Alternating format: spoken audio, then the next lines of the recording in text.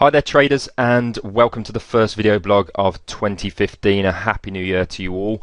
I hope it's a very prosperous year from a trading perspective and also a healthy and happy one from a personal perspective. So as it's the first video blog of the new year, what I thought I'd do is concentrate on a non-technical topic. Something that I personally do every year is I focus on what happened during the previous year, so 2014, in terms of what went well, what didn't go so well, what were some of the things that I want to work on going forward, and some of the things that I'm always saying to myself is, how can I model myself on traders that are better than me? How can I model myself on very, very successful traders with more experience than me and a better track record than me and just overall more competence in the field? So I'm always looking to better myself. No matter where I am now, I'm always looking to better myself. And I'm always trying to do that with the process of basing my own characteristics and my own traits on that of those seasoned professionals that I aim and aspire to be like long term. So some of the traits that I've identified from my own journey, from spending time with traders that are more experienced than me, and from other traders that I've coached, I've learned a lot of things over the last 7 years on my journey in terms of what makes a very good trader. I'm not saying that we have to pigeonhole everybody into one form. However, there are some commonalities in terms of the traits that the top traders have. I just want to go through my personal top 10. Others may differ, but my personal top 10. So you can have a quick look at these and maybe take away some of these characteristics, 2 or 3 of these characteristics to work on during 2015 to hopefully give you that little bit more of an edge in 2015 and to ideally to make an even better profit than you did last year. So we're just going to go through the top 10 traits that I personally feel are a common characteristic in the top traders. So first and foremost is they do a few things well.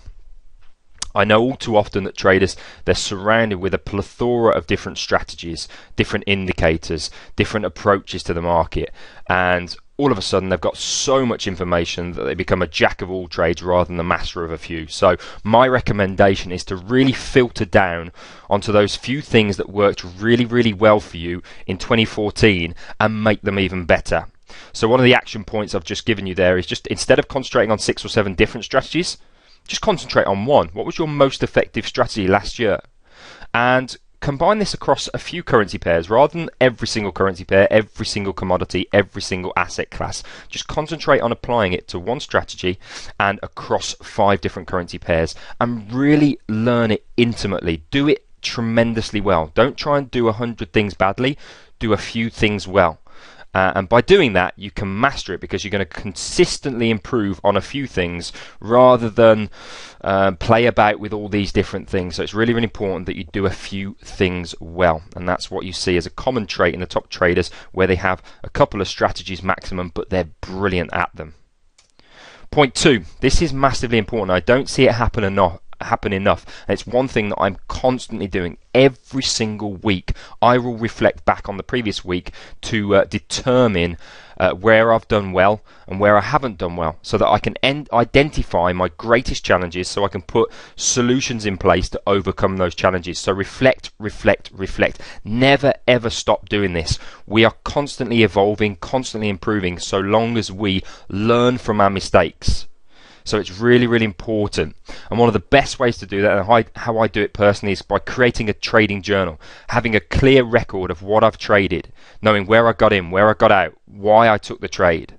I take screenshots of the before and the after. So all these things that you can have that are powerful tools to help you with your learning. Everything that I've done to improve me as a trader has been a reflection on the past. So it's really, really important that you do that. And again, the thing that I most see in the top traders is that they're always analysing their past performance to try and improve on that past performance to make themselves better in the future. So do not underestimate the power of this. It does take a little bit of effort, and this is probably what separates the people that go on to improve at a fast rate versus those that improve at a slow rate, is that they do more reflection of their previous results. And if you're really, really struggling, get help. Ask questions, get around those people that are going to help you improve, because sometimes it's very, very hard to identify, especially as a new trader, to identify where you're going wrong. So if that is the case, seek advice, seek help. It's not it's not going to harm you to do that. It's only going to benefit you, and that's why even to this day I still spend time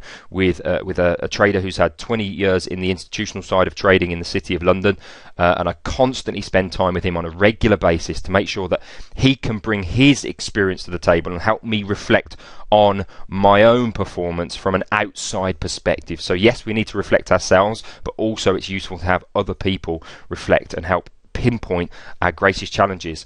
And the key element there is being able to identify your challenges. So when you know where you're going wrong, you can put solutions in place to overcome that. If you bury your head in the sand, you'll just continue to make the same mistakes.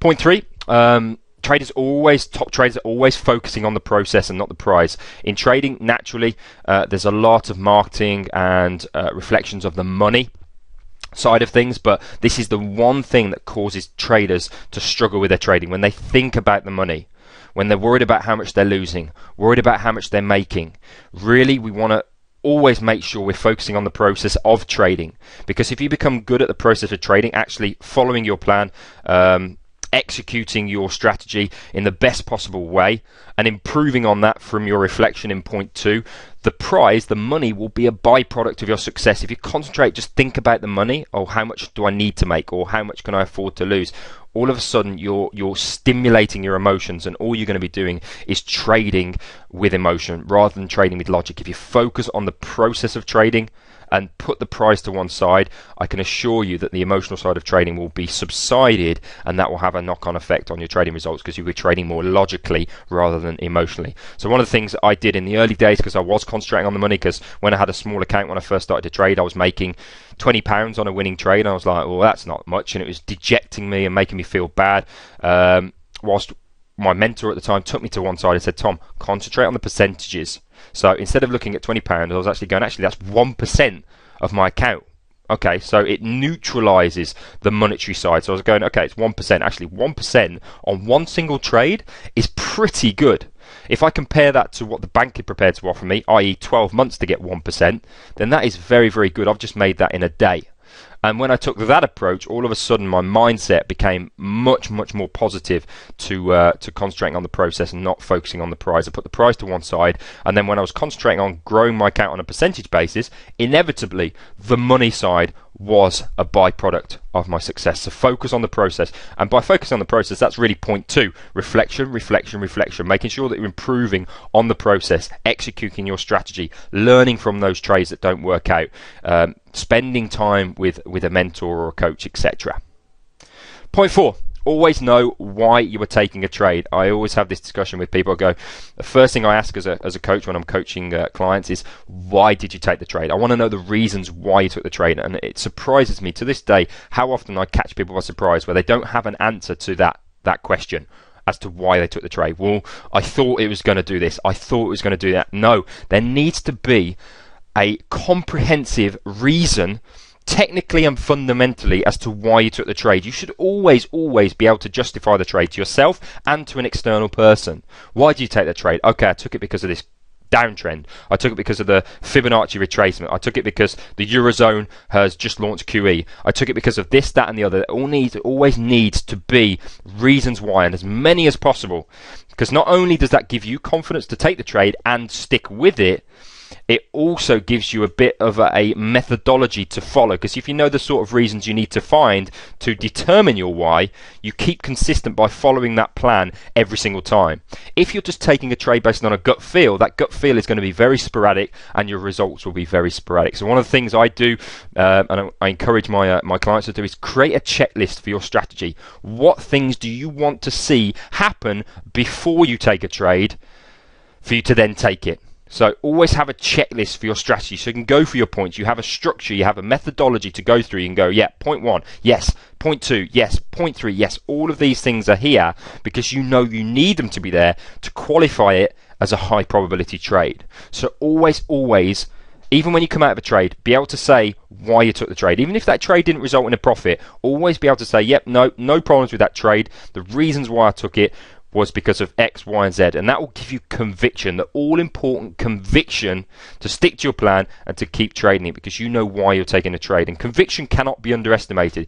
If you've got lots of reasons why to take a trade, you can have lots of conviction and lots of confidence in that trade. And that confidence for a trader does two things. One, it gives you the confidence and the strength of mind to take the trade, which is important. And then secondly, whilst you're in the trade, to keep with it even when it may be not looking all rosy. So that why and the reasons you're taking a trade cannot be underestimated, because they give you that all-important conviction, stroke confidence to take a trade, and more importantly to stick with it and not interfere with it when it may be not going your way, which more often than not, trades don't always go your way before they hit their target.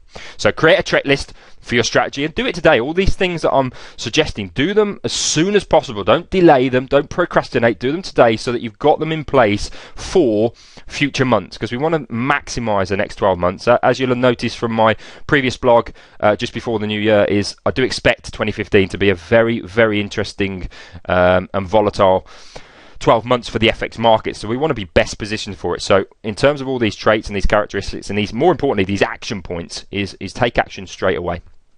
Point 5, have a trading system matched to your personality and lifestyle.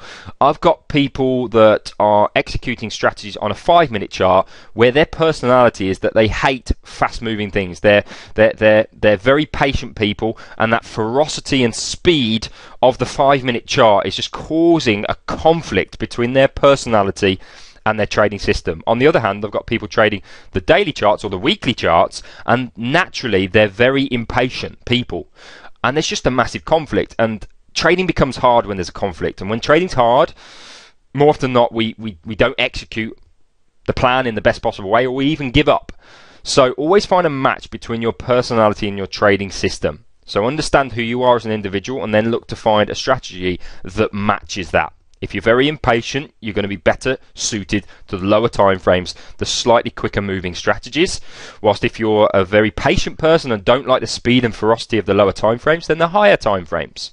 On the flip side of that, it's also, you've got to bear in mind your lifestyle. Is you've got to fit your strategy into your lifestyle. We all, majority of my clients have 9-to-5 jobs, which I did when I first started to learn how to trade, and I had to make sure that I matched my personality and my lifestyle. I couldn't trade during the day because I had a job to go to. So I had a strategy which was an hour in the morning before I left to work and an hour in the evening.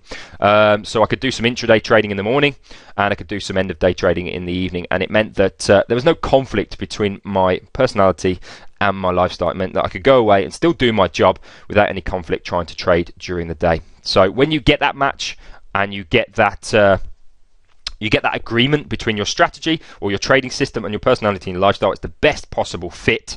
And that's where trading is going to become much easier. You're going to enjoy it much more, and you're going to sustain it for a much longer period and ideally benefit from that approach. So the action point is really to identify your best fit strategy. You know better than anyone else what you're like as a person. So look to find a match between your strategy, and I'm sure most people do. They have a variety of different strategies, 6 or 7 strategies. Find the strategy that best fits you as an individual and also a lifestyle. And then, as it says at the bottom, concentrate on just this. So going back to my earlier point in terms of concentrating on a few things, is concentrate on doing just this. Don't try and trade intraday, end of day, morning, afternoon, evening, trying to trade at any opportunity. Concentrate on what provides you with the best fit between you as an individual, your lifestyle, and your trading system. And you'll find that trading is a much more enjoyable and sustainable activity. Number 6 is predefine your worst case loss before entering a trade. It's probably straightforward. For most of you who've been trading for a while, this is probably a very straightforward statement, but it is still key. Every long-term sustainable trader that I know, one of their major traits is that they always predefine their worst case loss before entering a trade. They know what their worst case monetary loss will be if the trade doesn't work out. And this is a massively important thing for 2 reasons. One is because we always want to make sure our losses are small in comparison to our gains. So by keeping our losses small, because losses are sadly inevitable, so by keeping them small, it makes it easier to overcome them and to generate a profit over a certain period of time. But secondly is, again, coming back to the psychological side of trading, is if we go into a trade where we don't really know what our worst case loss could be, because we're not using a stop loss, or we're risking massively, or we're over leveraging, we're going to have fear from the very outset. And as soon as that trade starts to threaten and go against us, we're going to panic. We're going to do a number of different things, and definitely we're not going to trade our plan logically. We're probably going to be all over the place and trading very sporadically, and that's going to result in sporadic returns and potentially damaging our account severely. So predefine your worst case loss before entering a trade, and I've highlighted the word happy. Determine the action point is determine what is the maximum pound loss or dollar loss or whatever account you've got you are happy to take. So people can determine their loss, but really they're not happy to take that loss. So let's say, for example, someone goes, I'm going to go into trade, I'm going to risk £100, but they go into that trade going, actually, £100, that's quite a lot of money. So it must be a maximum loss that you're happy to take. If that's £5, it's £5. If it's £10, it's £10. But you must be able to take that loss and go, well, it doesn't really mean anything to me. That's part of the course. I can learn more from this. I can learn more from the lesson than the actual monetary loss. So it's important that you define your worst case loss, but you are happy with that amount. It's no good just choosing an amount out of thin air and going, oh, that's my predetermined loss. You must be able to be happy to take that loss, because we are going to take losses as a trader. If you're happy to take them, it means that it won't knock you off path. It won't mean that it won't stimulate those emotions that cause most of our conflicts when we're trading. So really, really important. There's more than what meets the eye with this particular point. Is yes, we predefine our worst case scenario, our worst case loss, but make sure that you're happy with what that loss is in terms of a monetary perspective. Point 7, surround yourself with a positive team. Now I've highlighted team because team doesn't necessarily mean people. It could mean a number of different things. One of the things that I include in my team, or especially when I was learning to trade and I was finding things a little bit challenging, part of my team was, and I think I've mentioned it already, were the Market Wizard books by Jack D. Schwager. These were huge for me because when I was a bit down and demoralized, I read those books. And I read about all these retail traders just like me who'd gone on to achieve incredible things as a trader. And that was hugely motivational, hugely inspirational for me. And that was part of my team.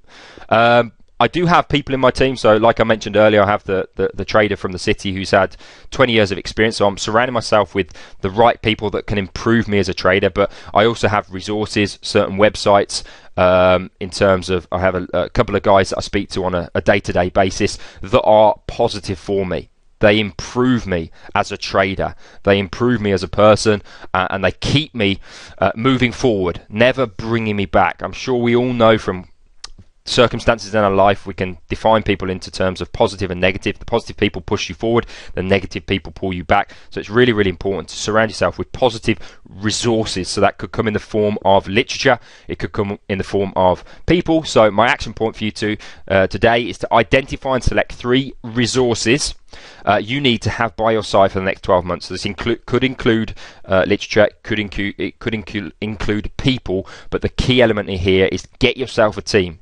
Doesn't have to be massive. 3 resources is more than enough, that you have them by your side over the next 12 months that are going to keep pushing you forward. Trading can become a very, very lonely existence when you're on your own. So make sure you have things around you that can inspire, that can motivate, that can improve you. Really, really important. Point 8 is get to know your trading self very well. So this is not the technical side, this is you as an individual and how you react in certain trading situations.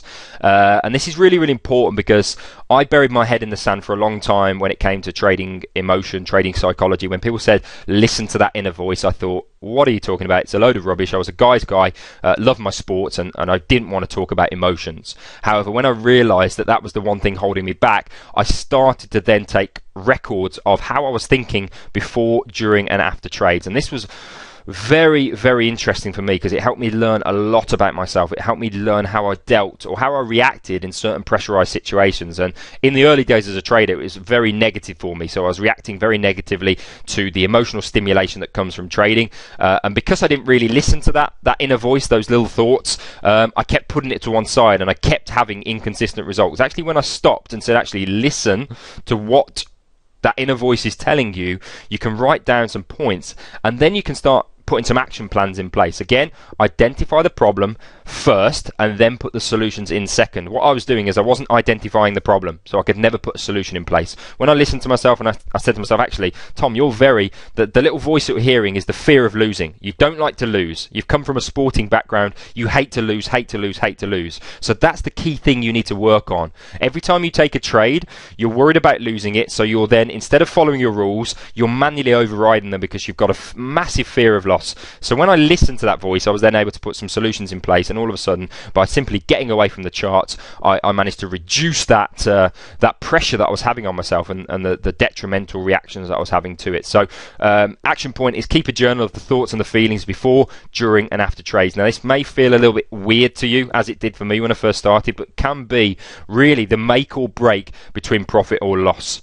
When you know yourself really, really well, you can then start to put some really, really powerful solutions in place, and that can really knock it into your trading and your strategy development, because you can build a strategy that actually adheres to yourself and you as a personality. So as we mentioned on a previous point, is try and make a strategy fit your personality and your lifestyle. It really ties into this to try and find a strategy which really works alongside you as an individual, and making sure that your strategy aligns with how you are as a trader, and making sure that you're doing everything possible to make sure that you're reducing the impact that trading naturally brings to human beings, i.e. the emotional side. So keeping that journal really help you identify where you're going wrong from an emotional psychological perspective, and also where you're going right, and then you can put some solutions in place to improve yourself as a trader. So by keeping a journal before, during and after is absolutely essential. Number 9 is backtest, forward test to understand your system intimately. As per our earlier point, is by becoming a master of a few things. When you've identified those one or two things that you want to apply to the markets, your strategy, your systems, I urge you to backtest them and forward test them. What backtesting means is apply them to previous historical data. I know it's hindsight trading. However, you do need to make sure that roughly it works and has worked pretty well in the past. And then also, just as importantly, is forward test. That's actually putting your strategy into the market and using it going forward to see how the two differ. Because backtesting and forward testing, the results are going to differ slightly, because when you're doing it for real, there's obviously a lot more elements at play than when you're doing it in the past and it's not for real. So you want to do the two together. Backtest will give you confidence that it's got pretty good results in from a historical perspective. Forward testing really confirms that, okay, how do the results differ now that you as an individual are trading it and you've got all the emotional side kicking in as well. So if you then get positive backtesting results and positive forward testing results, you know you've got a solid system. And by doing this, the process of backtesting and forward testing, it really hones your skills, because you're having to apply your strategy to history and the future. You are going to get brilliant at applying it. You're going to know your strategy intimately. And that is brilliant, because when you know it intimately, you're going to know all the criteria which deems your strategy to be normal. Okay, so over 20 trades, what's your success rate? How many winning trades, roughly? How many losing trades, roughly? How much money are you making on your winning trades versus how much are you losing on your losing trades? How many trades do you roughly take in a week, in a month, etc.? All these criteria points which give you an understanding, an intimate understanding of your strategy, so that when you apply it in forward terms, i.e. when you apply it in a live trading situation, you know when your system is performing normally. And if it goes outside of those boundaries, you know that your system potentially is giving you a warning sign. So when you know your system intimately, you know that, okay, out of 10 trades, I expect to lose 3 of them. So when you lose 3 trades, that's not a biggie. If you then lose 5, you start to become a little bit concerned that maybe the strategy is going for a bit of a drawdown patch. So you can really have much more confidence with your system when you know it intimately. I all too often see people that download these strategies off the internet that haven't got a clue how they're formed.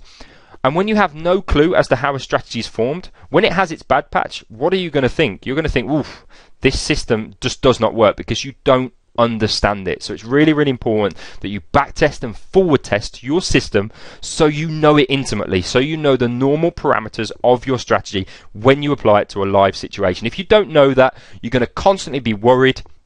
whenever it goes through a bit of a bad patch. And that may be a normal bad patch, but you don't know that because you haven't spent the time back testing and forward testing it. So my action point would be to take your strategy, apply it to historical situation. I say 6 months because that's really a pretty good guide that your system has worked over a decent chunk of time, and then start to forward test over 3 months. So apply it to a live situation for 3 months to make sure that there's no major discrepancies or differences between how you've applied it in history with no psychological pressure than how you're going to apply it in forward terms with the emotional side of physically applying live money. And then finally, we've got point 10, which I think is massively important, which is not really talked about that often. Whenever you talk about the traits of top traders, it's all about their strategy and all the technical side of things. But I feel that a trader is made on the non-technical characteristics, not the technical characteristics. Point 10 is love trading with a passion. Now, I'm not saying that you have to love the process of trading, because trading does, for me now, is a little bit boring. The process of trading is a little bit boring. However, it's why you are trading. Why is trading the vehicle of trading? Why have you fallen in love with what trading is going to bring you? So the action point here is understand and write down your purpose for trading. That's where you get your love. That's where you fall in love with trading. So when I first started to trade, I wanted to become a full-time trader, and I wanted to prove all my doubters wrong. Because when I was learning to trade, I had hundreds of people telling me, you can't do it, you shouldn't do it, blah, blah, blah, blah, blah, blah. However, I wanted to prove them all wrong, because if I failed at my trading, I had to go back and they were just going to turn around and say, I told you so. And I did not want that to happen. So not only did I want to become a full-time trader, I also wanted to prove all my doubters wrong. That was a massive purpose for me. And when trading started to work out and I started to become consistent, I fell in love with trading because it was enabling me to live out my purpose. It was going to help me achieve my purpose. And that's why I fell in love with trading. And that's why every single 12 months, so 2014 into 2015 was no different. I've applied my purpose for the next 12 months. Why do I want to be trading successfully over the next 12 months? So I've got my aim, and this is personal to me, so I'm not going to mention it, but I've got my purpose for the next 12 months. It's very important. It's very meaningful. And I've said that really, I want to maximize my trading over the next 12 months because I want to achieve this goal at the end of it. I've got a purpose driving me through the next 12 months to be the best trader I can possibly be. And that's why I've fallen in love with trading. Not from the trading itself, but the fact that it's the vehicle that's going to help me achieve the purpose that I so desperately want. So love trading with a passion, and you get that passion from having a really strong purpose. So understand, and this is bespoke to you, it's very bespoke to you. Understand and write down your purpose for trading. What do you want to achieve over the next 12 months? Not a monetary game, really. The money is a byproduct of your success. What is that money going to bring for you? And it could be a number of different things. It could be helping to pay off your mortgage. It could help to give you a track record to then apply for trading jobs full time. It could be to supplement your income. It could be to help pay off the private education for your kids. Whatever it may be, create a very meaningful, strong purpose for why you are trading. Why do we need this? Because trading is going to kick you in the teeth on occasions. You're going to feel rubbish about your trading on occasions. I still do. I have weeks where I lose money, months where I lose money, where I feel a little bit rubbish about the trading. However, because I've fallen in love with trading, I have a passion for it and I have a massively strong purpose. It gets me through those tough times. So this point here, alongside the point where you need that strong positive group around you, are key, because trading will inevitably have its bad patches where you do naturally get a bit of a kick in the teeth. So it's important that we have a love for trading so that we continue to drive through those difficult times so that the good times eventually come. Okay, so that brings me to the end. I hope that's helped. That's helped give you a little bit of a kick of an injection of motivation and inspiration for the next 12 months. I really do feel that we're going to get a very interesting 2015, so I'm really, really looking forward to it. If you can work on a few of these traits or all of them, absolutely brilliant. Because it's really going to benefit you. They're not really technical related. We're going to go through more technical topics as we go through the year, but this is more non-technical in terms of you as an individual, the characteristics you need to adopt to make you the best possible trader in 2015. So I'm going to wrap up there. Wish you well for the week ahead, and I'll speak to you very soon. All the best.